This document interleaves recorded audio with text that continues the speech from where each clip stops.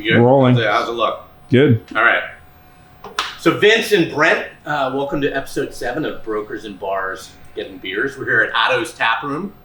Otto Wolf, legendary Philadelphia engineer and architect, actually in the Brewery Town section of Philadelphia. So welcome. That's my son's name, actually, Otto. Is it really? Yeah. Which one? How old? He's 1.5. Oh, wow. Is this the one that's not sleeping well? Yeah, he's waking me up in the middle of the night. You look rested though. Yeah, well, that's good. Good makeup? Or what are we doing? Got my haircut yesterday. It looks good. I'll tell you that. I'm jealous. You get to do something. I actually cut mine this morning, can you tell? Yeah. Looks straight pick. So this is amazing, right? So we got a 2-time developer of the year, back-to-back, right, in Philadelphia. Yeah. We got a Super Bowl champion, and we got a guy that won the Presidential Physical Fitness Award in the Ronald Reagan era, right? So this is impressive. This is a studly group. So if we had a live studio audience, they'd be quite impressed. But Vince, I want to start with you. So blue-collar guy, grew up in the Harrogate section of Kensington, right? Right, yeah. Did a good stint in corporate America, director of sales at Aetna. Yeah. Right. And I've read that's lent hand to your current operation, Vitra Properties. Yeah. Because you had business administration background, you had customer care focus, right? And that's lent hand to your current operation. Yeah, sure. But what I want to hear about is how you got into this business. You bought a home in '95, right, in Collegeville. Yeah. Because blue collar guy, you had success. I want to have home ownership. I want new construction. And from top down, it was a crazy poor experience, right? And that's sort of what fueled your passion. Like, I can do this better, Yeah. right? I mean, can you talk Yeah, me sure. through that? Yeah. So we of course, growing up in the city, it's amazing to see what's happened because when I grew up in the city, like honestly, most folks wanted to move out, right? So your goal was to get a home in the suburbs. Okay. And all my cousins who were living in the suburbs couldn't wait to come into the city. I guess it's the case of the haves and have-nots, right? Or the grass is always greener. So yeah, we bought a house in Collegeville. Of course, one of our dreams is to buy a home in the suburbs. My wife was from the main line, so she didn't grow up to Philly tough way like I did. But You compliment each other. yeah, we do. So anyway, we bought a house, and yeah, it was a pretty miserable experience. I mean, just nothing but broken promises. Mm-hmm. Every time we had made minor modifications to the house, it was just like the builder just jamming us up with all kinds of like crazy price increases and markups, and then when it came time for delivery, it just was a bad experience all around. And at that point, I wasn't thinking, hey, let me be a developer. I just kind of filed that away because this should have been one of the best experiences of our lives. Right. It really was. It's pretty miserable. And then of course you go to all the neighborhood cookouts and barbecues, and everyone's complaining about the builder. Like that's what the joining force behind the whole neighborhood. So it just became like a constant like kind of bitch session about the builder. It's just a bad experience. So fast forward to 2004, the next goal for us was to buy a beach home. So we really couldn't afford to buy a beach home. So we had the idea of like, hey, this might be crazy, but let's buy a duplex and we'll keep the top and sell the bottom. And didn't know anything about building a house other than I had a miserable experience with the ones that built my other home. And so we ended up doing it, and it was a great experience. I mean, it went well. We built the home ourselves. With actually, I met one of my current GCs now, still works with us to this day, and it was a great experience. So we got into that top floor for a number that we could manage, and we're like, hey, so at that point, I got the itch. It was like, hey, this is pretty cool. This worked well. Let's do it again. So the following year, we did 2 duplexes that were just for spec homes for sale, and then the story kind of went from there. So I continued to like build that development on the side. It was just a sideline, like a hobby almost. Did that for about 6 or 7 years until we started to build up the business to a certain size. And of course, for those of you who've worked in corporate America, yes, what ends up happening to you is 20 years. I was out with friends last night. We were talking about this, and their daughter's in the same boat, but you don't realize that you really don't like what you're doing because what you're chasing early in your career is money. You think you're enjoying what you're doing, right, but you're really just chasing money. And what you love is the fact you're making more money, not really what you're doing for a living. Yeah. And try to tell somebody about health insurance at a cocktail party and see how quick you can like sexy conversation. Clear the room out immediately, right? Hey Jim, hey, they're leaving you, like they're like running away, So you learn real quick not to talk about what you do for a living. So my passion did become development, real estate, and making experiences different for other people, making like the home buying experience one of the best experiences of your life. You should be, Brent's talking about now, he's building his new home. He's having the time of his life, right? I mean, it's a blast. Exactly. And that's what it should be. It should be, hey, this is a phenomenal experience. And most people leave the experience really feeling defeated and worn down. Mm-hmm. And I thought we could make that a better process. So living with the in-laws while the house is being built, time of your life? It's not bad. It's great. Right, it's great. We can always edit that out. Don't worry about it. That's so funny. So before we get to Brent, trust, big word with you. Like, talk me through why that word is so important to you, and at what point in your life you had to betray someone's trust. Yeah. Maybe not to like make that. No, I feel like my trust was betrayed because I'll never forget what this time we had a situation where the base molding in our home was on crooked in a room. And the superintendent, I was moving into like a 300 subdivision, community. Yeah. So the superintendent, full-time guy, he comes in and I'm saying, I forget that, I think it was Chuck or something. Chuck, that's crooked. And he literally bent over and he's looking up and down and he said, have you been checked? Do you have equilibrium problems? He said to me. He actually accused me of not being able to see straight. I said, can you do me a favor? Can you just put a level on that? He actually, wow. He's like this, So I thought to myself, and we put a level on it. It was the bubble wasn't even inside the lines, But I just thought to myself, what a lousy way to try to manipulate somebody. Sure. And put it back on you. Equilibrium. He said, man, it's your equilibrium. An inner ear infection, maybe. He thought, yeah. So I needed a VA. Yeah. So what I find now, I say talk about trust because we can all rationalize bad behavior. Sure. Right. If it comes to money, you can talk yourself into a lot of bad decisions but at the end of it, I always ask my guys, step back and say to yourself, how would you want to be treated if this was your home? And that usually gets us to the right place, So so now I wouldn't say I was really burnt other than just manipulation and trying to it was all about money, but it's expensive to do the right thing sometimes. And I think that's important, Yeah. Interesting.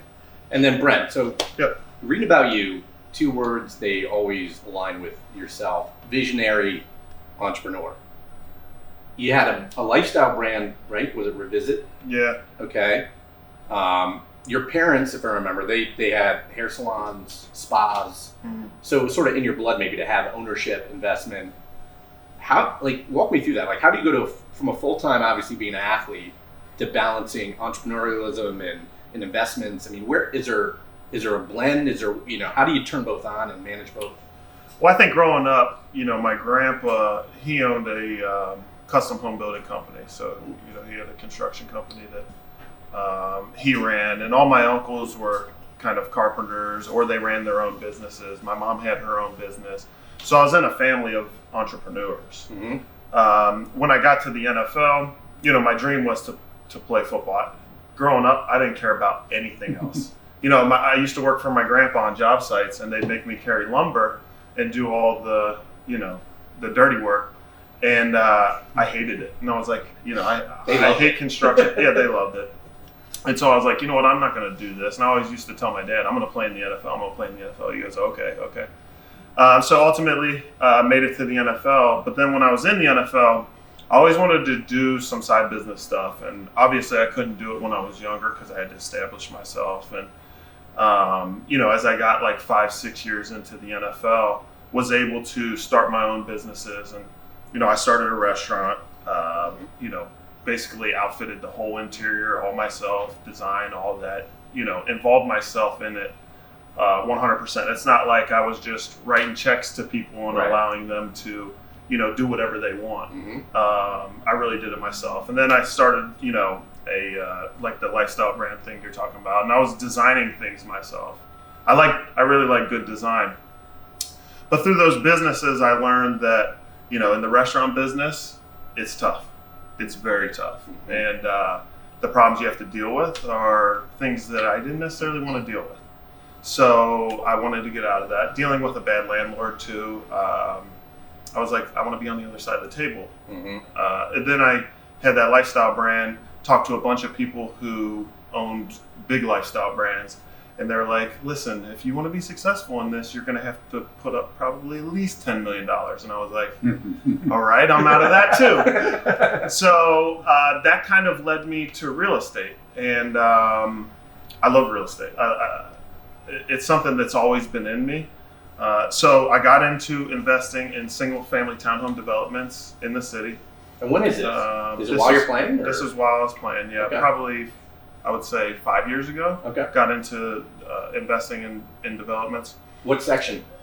Was there? Fishtown. Okay. Like Wow. Northern Liberties. Nice. Yeah. And then we had we've got a development going on in South Philly right now. But after doing that, I realized that, you know, there's a lot of money to be made on the transactional side of real estate. Mm-hmm. So me and my partners decided to buy a building and media, and we created a brokerage, mortgage, and title company in that building, Mm-hmm. and then rented the rest of the space out to other real estate companies, so insurance, lawyers. And I love that business because, you know, as you transact, you make money. It's a way to make money every day. And, you know, then inside of that, I've created my own sales team. And, you know, I want to work with people and sell houses for people that do good work. I'm not going to go sell houses for every developer out there. That's Mhm. not what I do. But guys like Vince who, you know, stand by their product, and when something goes wrong, they're willing to fix it. Those are the type of guys that I want to work for. And so right now I'm selling a lot of real estate and, you know, helping build the company that we created in media. Interesting. And, you know, I love it. I get to go in houses every single day, see things that I think are, you know, right or wrong, and call them out and make sure they get fixed. I think I have a really good eye for design and making sure that things are done the right way. And if it's not, I always tell my team members, if it's a problem right now, it's going to be a problem 2 years from now, 5 years from now, 10 years from now. In real estate, if there's a leak, that leak just doesn't fix itself. Yeah. You got to fix it now. Right. And so when we have problems on our deals, I say, guys, listen, you got to fix it right now. If you guys try to skirt it or push it under the rug, it's going to come back and it's going to bite us. Yep. So we started small, and you know, I hope to find the right team members and grow organically. So we had a funny story. We're working on a house together where Brent was able to find a buyer that you know, wanted to make some pretty significant customizations to the house. So I'm on the phone with my director of field operations, and he's talking me through it. And then all of a sudden, there's like a hoopla in the background. He goes, "Hold on a second, Brent Selk just walked in." He goes, "Everyone's all charged up here." And you know, he knows Harold on my team, and Yeah. Harold's funny. Harold doesn't care who Brent Selk. He doesn't care who anyone is. Yeah, I know. He's like, "Oh, hold on a second." He goes, "You know," but it was really humorous because two things. Brent shows up. He answers his phone, which it shocks the hell out of people. Yep. He shows up, and you know, even that meeting, you know, Brent walked in to make sure that the client was comfortable with what we were doing, and you know, I don't think that's the perception, is that he's just writing checks and not engaged. So that's been really cool for us. And you know, Brent touched on something that I think is important, is that, you know, he talks about a brand. Like, to me, you know, Brent Selleck has a great brand in Philadelphia, right? Just because of who he is to the city, what he meant to you know, sports in the city. And I would like to think, hey, I want my brand to be worthy of Brent's name, and hopefully Brent, you know, feels like, you know, he wants his brand to be maintained and be maintained by our company. So that's been good. I mean, so I think it's really important to work with like people who you trust, who you know will do the right thing. So you bring up a really interesting point. I was thinking this. So maybe it's my insecurity, right? And I may be this way or feel this way, but Brent, so you are a celebrity in Philadelphia. Mm-hmm. You walk into that room, like Vince says, there's a hoopla because of what they know of you as an athlete, maybe. Do you yourself ever try to digest, okay, well, I don't want to just be seen in that way. I want to be seen for my keen eye development, my education around real estate. Like, do you ever battle with that internally? You're going to get calls, you're going to get meetings because of who you are, but you want to be more than that. You want to be seen in this new professional life. And it'll happen. It takes time. Like, you know, I started playing football when I was in the second grade, and I didn't make it to the NFL until I was 21 years old. So I know that it takes time. As long as I show up, give it everything I got, and I'm honest with everyone that's there. Yeah. in the long run, I'm going to be good. Yep. And so that's kind of how I feel. So I had one thought coming into this, and I thought of it more after we had a little conversation here. So the rookie mini camps, when people come in, and now these are young athletes coming into the league with newfound economy, right? They've got new revenue streams coming in that they're not accustomed to. Do people come in and talk about real estate investment and passive income and ways to make that money work for you?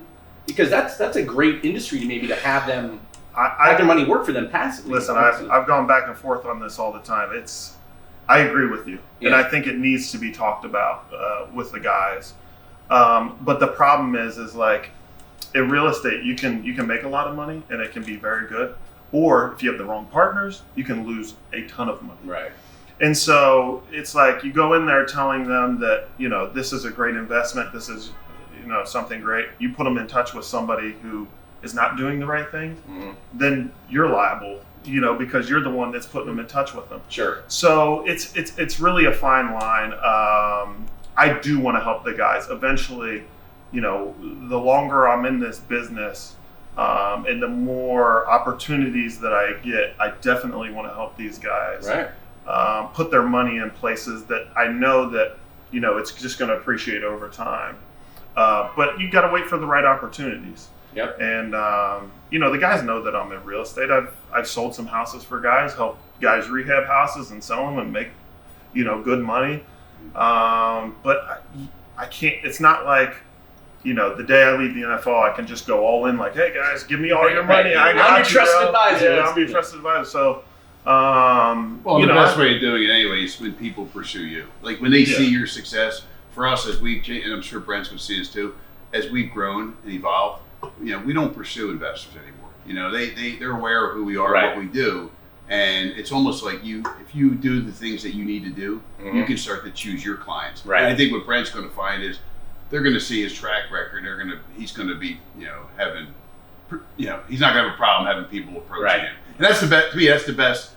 That's the sale. That's really a non-sale. Without a doubt. Yeah, I mean that to me is the way. That's when you're doing the right thing when people are approaching you. Yeah. And in the early days, I had to approach some friends of mine, have some difficult conversations, and in terms of like, hey, let's get together. And this isn't the yet conversation. Yeah. No, that's not, no. They ran from those conversations. That's great. So we touched on it, but I want to dig deeper on the collaboration, how it started between you two. We've all seen the billboards. You pumped them up on Instagram. Yeah. I've seen them driving 95. But people don't know the backstory about how you two grew this relationship. So who wants to go? Like, how do we trace the history for me there? Yeah. I could kind of start with that. So it was really interesting, but a mutual contact of ours, I had heard Brent was getting into real estate. I was already reaching out to Brent through another contact that communication never got to Brent, never really materialized. At the same time, Brent and I share a mutual banker together. So Brent had mentioned to that banker, hey, who are some of your better clients? And he goes, I'd like to also make some. So that same contact, Joe Rago from First Trust, good guy, he kind of approached me for Brent. And I'm like, Brent, I've been trying to get hold of you for 3 months. So that's a side story we won't get into, and there's a reason why that meeting didn't happen. Okay. But it was kind of what I thought was really fascinating was that we were both had the same idea. We were both approaching each other through different vehicles. Okay. So we met, and one of the funniest things is, so Brent, me and I got my guy Bill, huge, big guy. Yeah. And I'm in this. We're both in the smart car. Brent leaves our lunch. Oh, he does drive that little smart car. All right, he does. Yeah. The only guy that looks good in that smart car is Harold. Harold's about this tall. Yeah, it works well for Harold. Fits well. I'm sorry, Harold. I love you. So we're leaving. Bill and I are leaving our little smart car, clown car. Yeah. And then I have this little Super Bowl sticker on my thing, and so Brent Lee goes, "Hey man, I like that sticker on there." So I mean, the whole car's wrapped with V2 product. Yeah. And he gives his keen eye, and I start laughing. Man, you don't miss a trick. Talk about detail. Yeah. He's like, I like that. He noticed the logo for the little Super Bowl logo, so it was pretty cool. That's funny. So we, and that's how it starts. But where does it go next? You want to take that? Yeah, I mean, I think that, like I said before, I want to work with people that are like-minded. Yeah. I've been approached by other developers to work with them, and in some cases, I just decided it's just not the right fit. And what I just love about Vince is I pick up the phone, call him, Vince answers. We got a problem. I tell him exactly what the problem is, and we get it fixed right then and there. Mm-hmm. It's not that easy with a lot of other people. And so, I think the relationship will continue to grow, and you get stronger as time goes on. But I think we got a good relationship right now, and I think it'll only get better as time goes on. Well, that's how you have to live, right? That's your DNA. That's your, clear-cut expectations, follow up, deliver, right? If you don't live that life. Yeah, I mean, kid around. Like, if Brent sees a bad product, and we're not perfect, if he sees something he doesn't like, I want him to say something to me. I busted his chops last week. I said, Brent, what's with these signs on your house, man? I want to see that handsome mug of yours on your signs, Because he had like a pretty generic sign. We were laughing. I'm like, I got Mike McCann's mug all over the stand, and I love Mike. I'm like, we need to get that mug on some signs. He's right. Yeah. I do. Gotta get that mug on some signs. True. Is that the Brent Selleck or is that another Brent Selleck? There's only one. There's only one Brent Selleck. It's beautiful. Yeah. So why in Brewery Town? You suggested let's shoot here. Yeah. Why is this neighborhood important to you?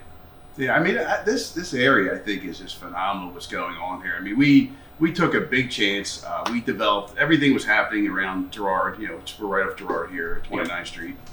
But, a lot was happening with Girard. And what I like about it is the Girard corridor has been developing well. We took a real big chance and went upstream, so to speak, about 2 or 3 blocks on the 1400 block of Myrtlewood. Okay. And what I'm really big on is trying to give people an affordable product. Like, right. If everyone's selling at $450, $500, let's give them something for the low to mid. Let's even say if I could be high 2s, low 3s, mid 3s. I think it's really important to have affordable housing, and it's shockingly to say we're calling affordable housing $350. Yep. I mean, that's an expensive home still. Correct. At least it was for me. Well, poor boy from Philly, Kensington, Harrogate, right? You're blue collar. Yeah. So we took that chance, and so I just think, to me, the footprint of Brewery Town can grow, because as you grow closer, like Girard's great, but as you grow out closer to Fairmount Park, even better. I mean, it's just got great potential. Okay. So I just think this is an area, and I think the commercial corridor is great, and I think it's only going to get better as we bring more density into the area. So on the affordable product topic, you don't have to give your secret sauce away, but people might want to know.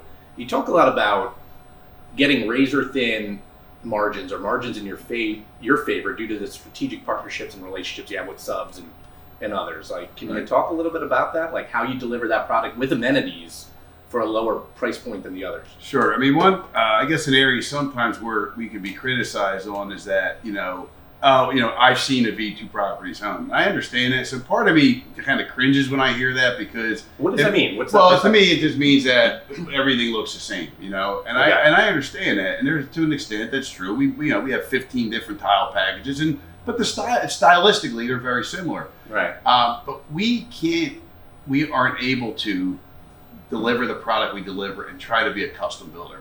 I can't go into homes and custom tailor trim packages and finished packages and hardware packages and tile packages.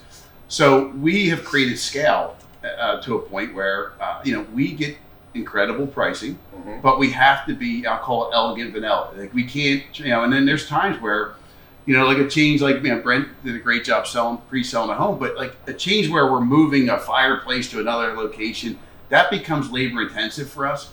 We'll work hard to get it right, but I don't want to be built for that. Yeah. It's just not in our, you talk about what's in your DNA. That's not in our DNA. Mm-hmm. We're not selling $1 million homes with, an extra 20% margin for errors and oversight and mistakes. We have to get it right the first time to offer our product at the price point that we do. It's, I guess it comes with criticism, but I think I'll also say, hey, that's a compliment. They know the V2 Properties product. Right. It's consistently good. That's right where my head went. Well, I'll say this: these buyers, a lot of them think that they're designers, and they're honestly, they're awful at it. And I don't, no disrespect to all the buyers out there, but they're not good at it. Mm-hmm. And so when you go into Vince's home, like, it is, it looks a certain way, but it looks good. And when you go into it and you purchase the home, you can make it look your own.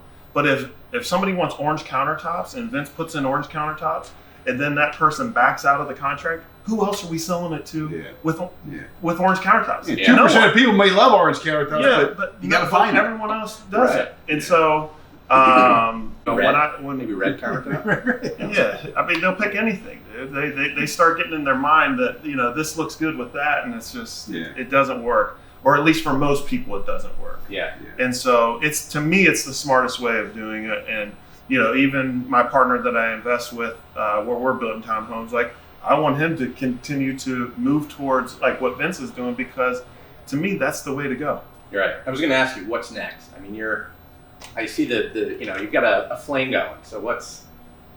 Just continuing to grow, and as opportunities present themselves, I'll evaluate them and decide if they're right for me or not. But no more kids though. That's not next. Yeah, that's at least not in the next 2 years. Yeah, jury's out on that one. Yeah. Oh no. So listen, I got to also tell you, if you want to invite Brent over, Brent came into my basement, right? I got this little man cave that I'm proud of, and so Brent comes in, right? Yeah. And we have a little tournament during the Eagles game. Okay.